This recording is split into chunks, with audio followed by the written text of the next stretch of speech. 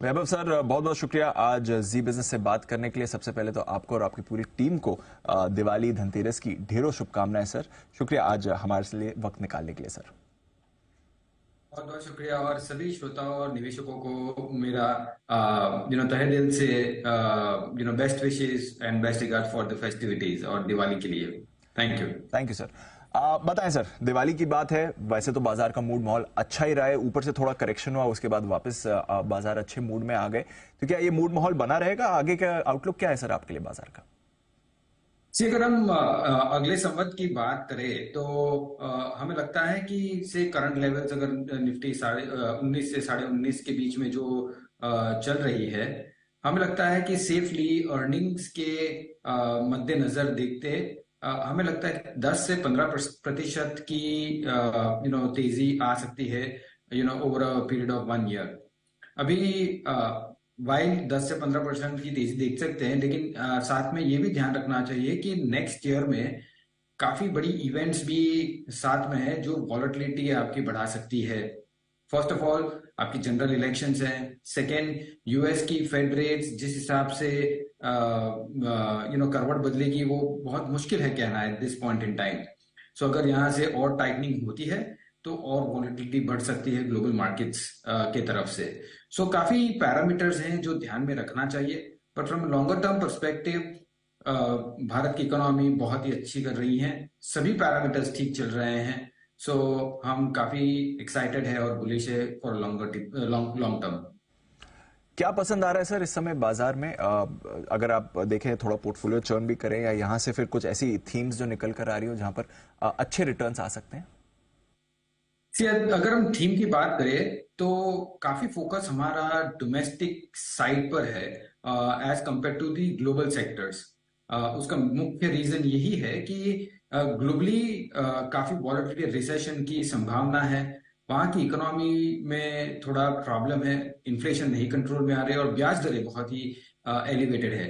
उसका असर global sectors में कंट्रीज की जीडीपी पे असर होना काफी हाई प्रोबेबिलिटी है। वेरएज अगर हम भारत की बात करें तो from a macro economic stand point सभी नंबर्स ठीक हैं और अर्निंग्स भी काफी अच्छी होने की संभावना है।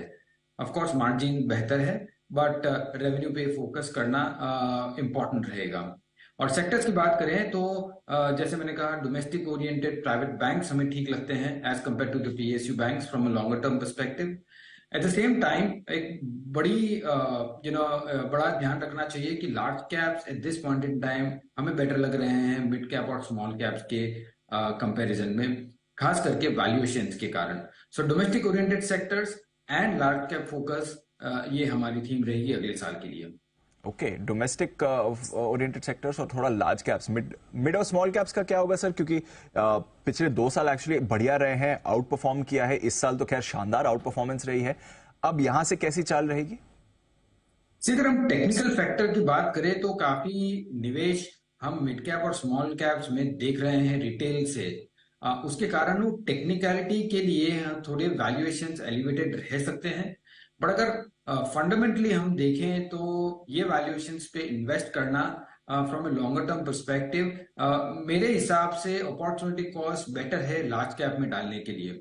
वहां जहाँ वैल्यूएशंस भी बेहतर है और स्टेबिलिटी भी है। अगर समझो कल उठ के कोई थोड़ी वॉलेटाइल एनवायरनमेंट हुई किसी भी कारण, तो एक सेफ्टी नेट रहेगा लार्ज कैप में as compare to your mid cap and small caps. So while mid cap और स्मॉल कैप आप 5 से 10 साल की अवधि के लिए देख सकते हो, लार्ज कैप आप 3 से 5 साल के लिए भी देख सकते हो। ओके, तो थोड़ा लॉन्ग टर्म होराइजन के लिए अच्छा ही रहेगा, कोई परेशानी वैसे बाजार में दिख नहीं रही है। सर, कोई सेक्टर्स जो आई डोंट नो अवॉइड हो, या फिर फिलहाल अंडर परफॉर्मेंस दिखा सकते हैं आगे, या थोड़ा यहां से दूर भी रह सकते हैं? सो हम ये अंडर परफॉर्मेंस के लिए दो कैटेगरी में डिवाइड करेंगे। One, under performance because of the global reasons, जो कमोडिटी सेक्टर्स हैं, जब जो भी एक्सपोर्ट ओरिएंटेड सेक्टर्स हैं, वहां थोड़ा रेवेन्यू प्रेशर रहेगा अगले साल में। वेरेज फ्रॉम ए डोमेस्टिक पर्सपेक्टिव दूसरा बकेट जब हम देख रहे हैं जिसकी अंडर परफॉर्मेंस बोल रहे हैं, वो वैल्यूएशंस के कारण, जिसकी वैल्यूएशन बहुत ही एलिवेटेड है। जो काफी चल चुके हैं, ऑफ कोर्स बिजनेस के कारण चले हुए हैं, बट एलिवेटेड वैल्यूएशंस पे हम अगर इन्वेस्ट करेंगे तो कमेंसुरेट रिटर्न्स भी हमारे थोड़े प्रेशर में रहेंगे। इसलिए ये दो सेक्टर्स और ये दो काइंड ऑफ पॉकेट्स हम देख रहे हैं जहां अंडर परफॉर्मेंस रह सकती है नेक्स्ट 1 to 1.5 years के लिए। Understood sir. तो चलिए यहाँ पर आप थोड़ा अवॉइड भी कर सकते हैं। सर ग्लोबल फैक्टर्स की बात करी तो एक बार जरा ग्लोबल सिचुएशन के बारे में भी राय दे दें। इंतजार सबका है कि कब फेड रेट हाइक बंद करेगा। फेड चेयरमैन साहब कभी बोलते हैं, हिंट देते हैं कि शायद आगे ना हो। कल उन्होंने क्लियर हिंट कहा कि जरूरत पड़ी तो आगे कर सकते हैं। ग्लोबली कहां पर रखनी है नजर? रेट हाइक साइकिल ऑलमोस्ट वैसे तो एंड पर आ ही गया है। थोड़ा डिस्टर्बेंस है इजराइल हमास को लेकर, रशिया यूक्रेन भी बैकग्राउंड में चल रहा है, तो वहां से क्या कुछ फैक्टर्स इंपॉर्टेंट रहेंगे? ऑफ कोर्स जियोपॉलिटिक्स बहुत ही इंपॉर्टेंट पैरामीटर्स और वेरिएबल है, बट मेरे हिसाब से ब्याज दरें यूएस फेड रेट्स अगर हम देखें वो सबसे ज्यादा इंपॉर्टेंट है। उसका मुख्य रीजन ये है कि अगर हम लास्ट 1.5 साल या 2 साल की बात करें तो वर्चुअली जीरो रेट से आज हम 5% के करीबन आ गए हैं यूएस 10 year के लेवल्स पे।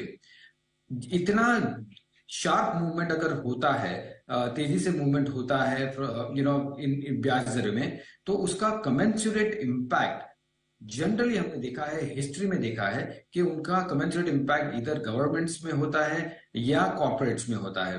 हम थोड़ा एविडेंस देखना चालू कर चुके हैं कि इमर्जिंग मार्केट की करेंसीज में काफी प्रॉब्लम आ रहे हैं, डॉलर इंडेक्स काफी स्ट्रांग हो रहा है। हम इक्का दुक्का कंट्रीज में बैलेंस ऑफ पेमेंट्स की प्रॉब्लम भी देख रहे हैं।